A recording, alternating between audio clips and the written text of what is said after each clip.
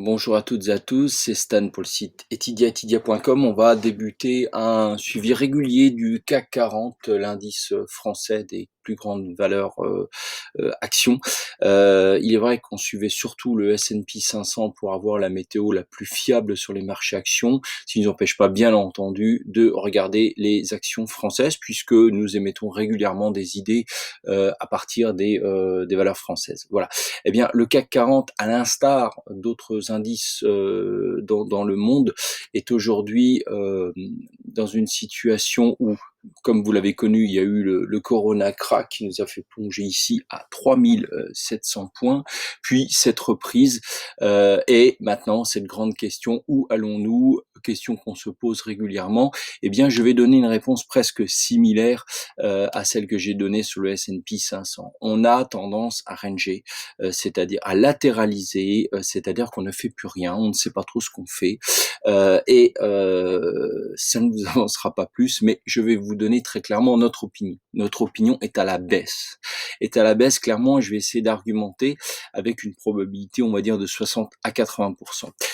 Nos instruments, nos outils de trend following que vous pourrez consulter sur YouTube notamment, point de vue méthodologie, nous donnent quand même une situation haussière, d'accord, tant du point de vue du contexte, hein, où on reste clairement haussier, mais donc on a aussi bien sûr le momentum ici, hein, le stochastique qui reste toujours vert, mais le doute commence à s'installer.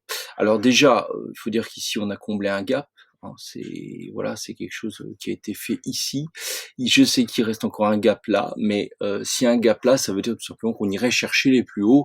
C'est une hypothèse qu'on pourrait peut-être imaginer, mais alors de façon très théorique, mais pourquoi pas en fin d'année sur un rallye de fin d'année. En attendant, on a l'été à passer, et l'été, quand vous observez les autres indices mondiaux sur les actions, eh bien, ça dit surtout que il y a plus de carburant pour monter à la hausse. C'est-à-dire que depuis là, on va dire depuis la mi-juin, depuis 15 jours ici en daily, toutes les bougies restent, on se tient là-dedans, on tourne un peu en rond comme on l'avait fait ici. Alors ici, oui, ok, on est ressorti vers le haut, on est reparti. On peut toujours imaginer une sortie vers le haut, mais très sincèrement, ça commence vraiment à manquer de carburant. On va se mettre sur le long terme, parce que déjà il faut examiner les choses sur le long terme, et notamment sur ce fameux, allez, je zoome et je dézoome, sur ce fameux cycle de 10 ans. Donc sur 10 ans, le CAC 40, ça nous fait quoi?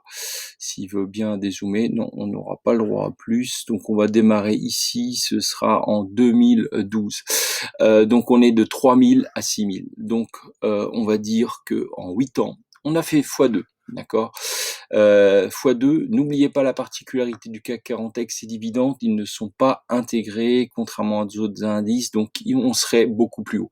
Dans ce type de configuration, c'est extrêmement dilué, donc là, le Corona a tapé extrêmement bas, on est revenu à des niveaux ici.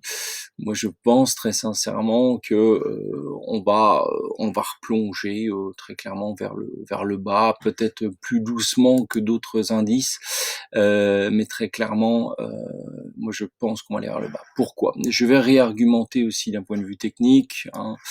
Euh, Là, vous avez cette ligne de trend qui reste certes vert, qui est une alerte rouge, mais on danse de plus en plus sur son milieu. Donc clairement, là, le rapport acheteur-vendeur est très discuté. C'est 50-50. Les plus hauts restent plus hauts, les plus bas restent de moins en moins bas, certes, mais il suffit d'un petit pépin pour que ça danse. N'oubliez pas aussi les pondérations très spécifiques de certaines actions comme Total, ou qui se sont corrélées surtout sur le pétrole. Donc là, on est vraiment dans un truc un petit peu particulier. Vous voyez pourquoi je préfère aussi le S&P 500. Ne m'en voulez pas, mais je pense que c'est un meilleur révélateur que le CAC 40. Voilà. Eh bien, affaire à suivre. Moi, je pense quand même que sur la semaine, si on regarde les 5 séances de la semaine, on termine certes là, sur une séance positive, mais les plus bas quand même ont tapé très bas. Donc moi je pense qu'on ne devrait pas tarder, à la faveur peut-être de la publication des résultats, de sortir vers le bas. Et bien voilà, c'était Stan pour le site Etydia et etydia.com.